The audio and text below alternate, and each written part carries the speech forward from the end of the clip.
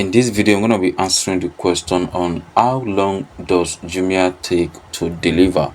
So basically, the time that it takes to deliver can be vary.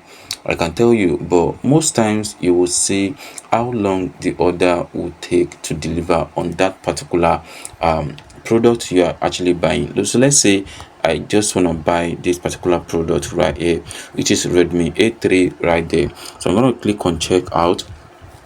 Then they're gonna give me an estimate on how long it will take for this product to arrive to my destination. You can see delivery between 11th June and 13th June. So last time I purchased goods on Jumia, it doesn't actually take that long before I receive it, but then sometimes it might actually take exactly what they prescribe for you.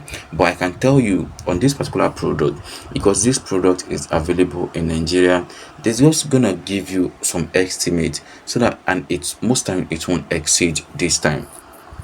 Most times, as long as the product is not outside the country. If it's a product that is outside the country, that is when the delivery might actually take longer than expected.